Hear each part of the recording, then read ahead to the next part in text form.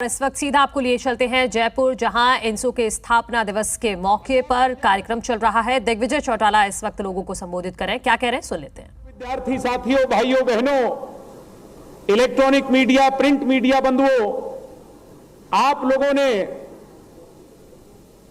वीर तेजा जी की इस महान भूमि पर, वीरों की भूमि राजस्थान के अंदर 20वें स्थापना दिवस में यह दिखा दिया कि इंसो, इंडियन नेशनल स्टूडेंट ऑर्गेनाइजेशन, सिर्फ और सिर्फ एक स्टूडेंट ऑर्गेनाइजेशन नहीं है, बल्कि जो पौधा डॉक्टर अजय सिंह जी ने 2003 में लगाया था, आज वट वृक्ष विशाल रूप ले चुका है।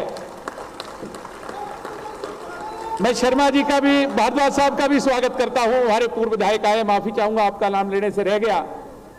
मैं चाहूंगा विद्यार्थी साथियों, अगर ईमानदारी से इंसो के कार्यक्रम में आए हो, अपने आप के लिए एक बार जोरदार तालियां बजाने का काम करो।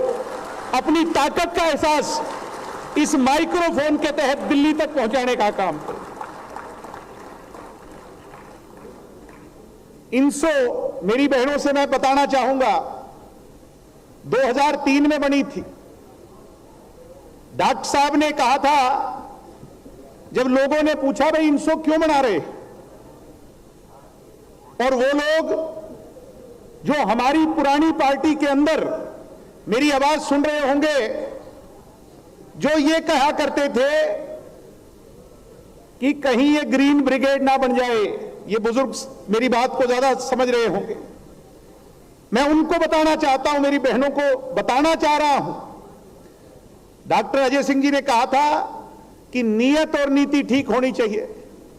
आदमी की नीयत और नीति अगर ठीक हो तो वो कभी रास्ता नहीं भटकता।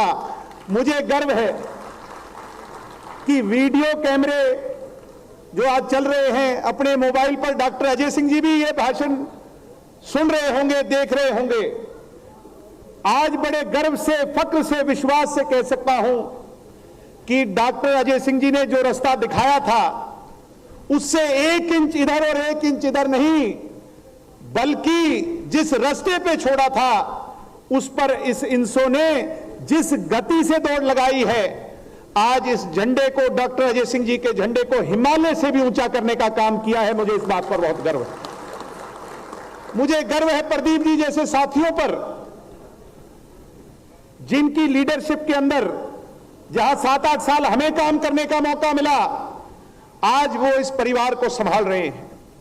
सम्मानित साथियों, मैं चाहूंगा एक बार जोरदार तालियां भाई प्रदीप के लिए बजाने का काम करो।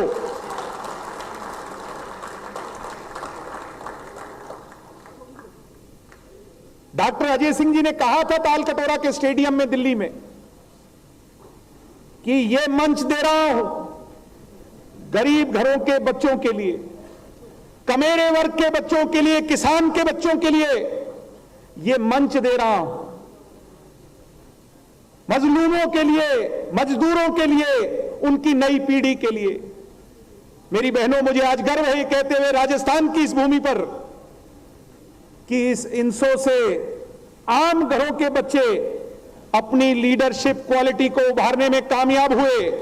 ना केवल कामयाब हुए, एजुकेशन के अंदर आगे बढ़े, मेडिकल लाइन के अंदर आगे बढ़े, सोशल कामों में आगे बढ़े, और तो और राजनीतिक तौर पर भी आज मुझे खुशी होती है, गर्व होता है कि 2009, 2014 और 2019 के अंदर कई दर्जन भर ऐसे विधायक हैं जो इंसो से जुड़कर राजनीति में आए थे और हरियाणा की विधानसभा तक गए। मैं राजस्थान में ये क्यों कह रहा हूं? मैं इसलिए आपसे ये कह रहा हूं कि मेरे साथियों, मेरे भाइयों, मेरी बहनों, आओ मिलकर के रणघोष करें। रणघोष हमें कोई तोप तलवार, कोई बंदूक भाला नहीं उठाना। आज की व्यवस्था को परिवर्तित करें। कांग्रेस के कुशासन में राजस्थान के अंदर 3 बड़ी चुनौतियां हैं। सबसे बड़ी चुनौती है शिक्षा की। आज भी गांव के अंदर, राजस्थान के अंदर, डीप रूट्स के अंदर, जहां जहां मुझे दौरा करने का अवसर मिला, सबसे बड़ी चुनौती है शिक्षा की। उस पर रणघोष कैसे करेंगे? भाई दुष्यंत सिंह चौटाला जी के मॉडल से करेंगे। दुष्यंत जी ने हरियाणा के प्रत्येक गांव के अंदर लाइब्रेरी बनाने का, कंप्यूटराइज लाइब्रेरी बनाने का, एडवांस लाइब्रेरी बनाने का प्रण लिया है। मैं बहुत सारे हॉस्टल्स में जाकर के आया हूं, बहुत सारे गांव का मेरे को जाने का अवसर मिला। दुष्यंत जी ने यहां भी बहुत सारा काम बहुत क्षेत्र के अंदर एजुकेशन को लेकर के किया है। रणघोष कैसे होगा? रणघोष होगा कि आओ मिलकर के राजस्थान के प्रत्येक गांव तक इस एजुकेशन व्यवस्था को मजबूत करने के लिए लाइब्रेरी मॉड्यूल जो हरियाणा में बना उसको राजस्थान में लाने का काम करें। यह रणघोष होगा।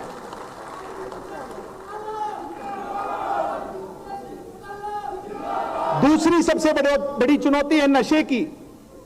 अपने राजस्थान में है कि नहीं नशे की सबसे बड़ी चुनौती?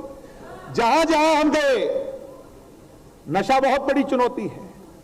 इसलिए आज संकल्प लेकर के जाओ, शपथ लेकर के जाओ कि हमें नशे के खिलाफ रणघोष करना है। तीसरी और सबसे बड़ी चुनौती है हमारे भविष्य की, हमारे रोजगार की। है कि नहीं युवा साथियों? बता दो, है कि नहीं युवा साथियों? दुष्यंत जी ने क्या मॉड्यूल अपनाया? 75% आरक्षण प्राइवेट कंपनियों के अंदर लोकल्स को मिलना चाहिए। जब धरती हमारी तो रोजगार पर पहला हक हमारा होना चाहिए। उस मॉड्यूल को, उस सिस्टम को हमें राजस्थान में लागू करना है। आज उसकी शपथ लेकर के जानी है। सम्मानित साथियों, इस वीर भूमि से हमारा रोटी और बेटी का नाता है।